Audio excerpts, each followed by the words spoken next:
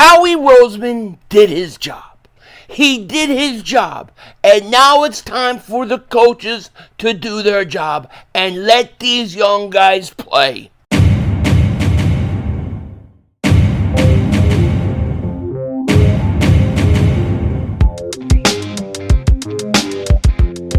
Dallas still stinks. Yo, by the way, Dingbat here, it had to be done. It had to be done. The Cowboys fans had to be told the way it was, and that's exactly what happened today as Philly.500 walk home ass. That's right. Now, we have rookie minicamp coming this week, later this week.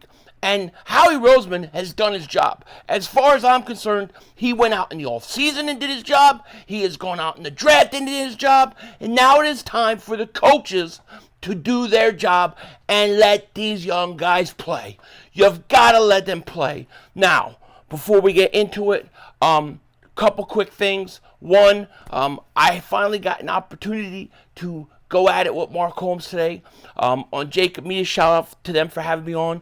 But I went on there and I had to put him in his place about Dak Prescott and about the stinking Dallas Cowboys and what has happened in the past and what has happened in the future. So now we hope that Mark Holmes can come out of delusion, can come out of denial, and will now understand that his quarterback, in fact, is just like Kirk Cousins, a choke.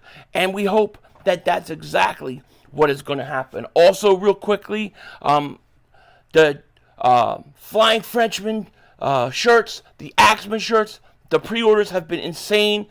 If you guys want, definitely get yours now while you can. Click the link in the description and go get yourself a shirt. These things are awesome, man. I can't wait for mine to come because I want to start wearing them, no doubt about it. So, with the Eagles, as we know, they are getting ready for mini rookie camp this weekend. John McMullen reported this. Pound Eagles off-season work update. Rookie minicamp May 3rd and 4th. OTA off-season workouts May 20th, May 22nd, 23rd, May 28th, May 30th and 31st. Then they have a mandatory minicamp June 4th and 6th.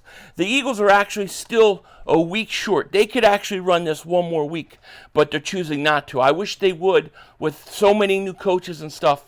I think it's very, very important that they do that. Also, I know you guys saw this. Adam Schefter reported this. Former Eagles running back Boston Scott reached an agreement on a one-year deal with the Los Angeles Rams per sources. Rams backfield now boasts Kyren Williams, Blake Corum, and Scott, amongst others. And, you know, I know this came out yesterday, but I got stuck. I could not get home in time to do a video. After the draft and everything last week, I had to pay the price yesterday. But, you know, Boston Scott going is no surprise. The Eagles drafted Shipley. They got a couple other guys on the roster. So we'll see how they do. But Boston Scott, to me, was the second best running back that they had last year over Kenneth Gainwell. But Scott's time is now done. I don't know. I thought the Giants would have signed him since he always destroys them. But I wish Scott nothing but the best. No question about it. Also, A.J. Brown, you guys all saw his press conference yesterday, talked about his extension and wanting to be in Philly long term, and he called Philly home. I sure am glad that this whole thing is over with. I don't think we're going to hear any more calls for him to be traded or that he's going to leave or that, things are going bad. I think we're through all that. We have a guy that is sitting there and wants to be an Eagle long term. And loyalty is very, very important. Devontae Smith showed it, which is exactly why I think you have A.J. Brown. I don't believe if Devontae Smith signs that contract when he did, I don't believe A.J. Brown. I don't believe he's back. I think the fact that Devontae did that so early, it really opened the door. And one thing about Quinyon Mitchell that I'm very excited about is that he seems to be very loyal too. He could have transferred to any college he wanted, okay? And he decided to stay in Toledo because they were the team that gave him an opportunity. He could have took money, gone somewhere else, and he didn't. That's a great sign of character. We want guys like that that actually want to play on this team, and so I'm very excited about it. Now, like I said, the Eagles have rookie minicamp this week, and here's my thing. I look at this roster right now, and we're going to dive into specific players soon, but just overall, if you just look at the overall assessment of what the Eagles did, and I'm not really big into whole draft grades, not for 2-3 years, but if I had to give the Eagles a grade, I would give them an A+. Obviously, I think they had a fantastic draft. Now those players have to go out on the field and show it. And one of the things that the Eagles coaching staff needs to do is they need to make sure that these young guys go out and play. I think, and I said going into this draft, I felt like you needed two guys to come in and play right away, specifically on defense. I think you have that with Mitchell, and you have that with DEJAWN. But I also think you got that with Jeremiah Trotter Jr., because I truly believe that Jeremiah Trotter Jr. is way better than he's getting credit for, and that he's getting overlooked because people think that he's small. And though he may be on the smaller side, though he may not be as big as his dad was, the game has changed. You have to be able to go sideline to sideline. You have to be able to cover. So 260 pound as a linebacker, you can get away with that not being the case. Once Jeremiah Trotter gets stronger, gets a little bigger, he'll get up to about 245 pounds, somewhere there. I think he'll be fine. Jeremiah Trotter Jr. is going to be a stud. That's why we got them AX2 shirts and hats. Make sure you get yours. But I look at this team and I see 3 defensive starters. Okay, but here's the key. And this has been a problem with the Eagles in the past, and this is something that they have to change. You have to be willing to play the young guys. Okay, to me, if you go out there and you start Bradbury and you're starting, Reed Blankenship, and you're starting all these guys over the young guys, when the young guys actually look like they should be on the field, and not just defensively, also in the offense. But if you're doing that, you're hurting these guys' development. You're hurting it. Sidney Brown is a perfect example. Sidney Brown last year was basically sitting on he played a little bit early on, got hurt, I get it. But he didn't play a lot. And then he came back and he started to finally get to play. And he was an upgrade at the safety position. He had a big turnover in a game. He was showing us something. Then he got hurt, of course, and that really hurt him. But I think you have to play these young guys. The reason why you go out and get Saquon Barkley, the reason why you did everything you did offensively was, in my opinion, to allow your defense to get younger, to allow these young guys to go out and play, and allow these young guys to basically develop on the fly while your offense is able to carry you.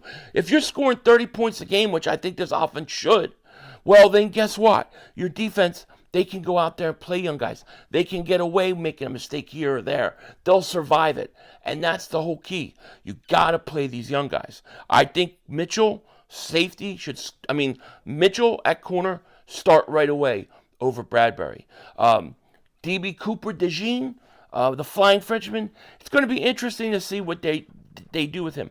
I'm not totally sure what they're looking at him as. They don't have him listed as a cornerback. They do have him listed as a defensive back. Is he going to go right to the slot, or are they going to put him at safety? That's what I would do.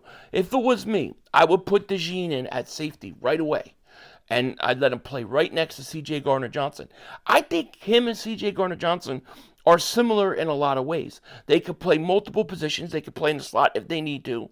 I think they're both natural ball hawks, and I think they both got high IQ, and I think they both got a good feel for the game. So let DEJAWN go out there. Let him learn. Yes, he'll make some mistakes, but let him learn. Use him to his athletic ability. And let him be right next to C.J. Gardner-Johnson. That's what I would do, okay?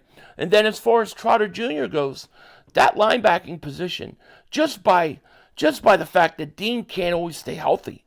I mean, let's be honest, Dean can't stay healthy. So if you're the Eagles and Dean isn't healthy, who are you going to put in? I'm putting in Trotter Jr., okay? I think they should have an open competition at linebacker.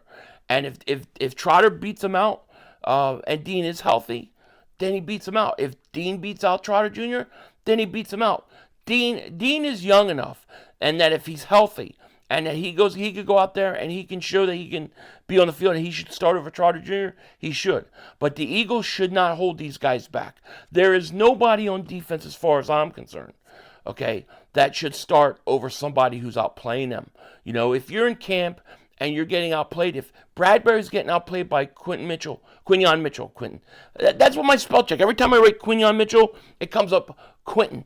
But Quinyon Mitchell, if he's outplaying Bradbury, start him. Matter of fact, even if he's slightly underplaying him, if it's even close, I'm playing the rookie. I don't think Bradbury's going to be here, though. I think Bradbury's going to get cut. I think he's flat out going to get cut after June 1st. I think that's going to be the deal. But, we're going to find out. It's going to be interesting to see what happens at rookie camp. I'm sure we're going to hear what numbers the guys have. I'm sure they're going to put their helmets on and get everything, get their, all their equipment ready and stuff like that. So it's going to be interesting to see how they line up. DeJean early? Do they put him in the slot as a corner? Do they put him at safety? It's going to be an interesting weekend for the Eagles, no doubt about it. And the key to me for this team and for this defense is to play the young guys. You play the young guys, you're going to go out there. And I think by the end of the year, your defense is really going to come on, because I really believe they've got 3 playmakers, 3 foundational pieces to build their defense on for years to come. I believe that this is very well could be Howie Roseman's best all-around draft that he's ever had. Okay, I mean it, because I really believe right now, I think you're looking at least 3 starters, maybe 4, maybe 5. I mean, I think that these guys need to be out on the field and they need to play. Just my opinion. With that said, take care. Talk to you later. Of course, don't be a dingbat. Remember, it's Howie Vision, baby. We're all just living in it.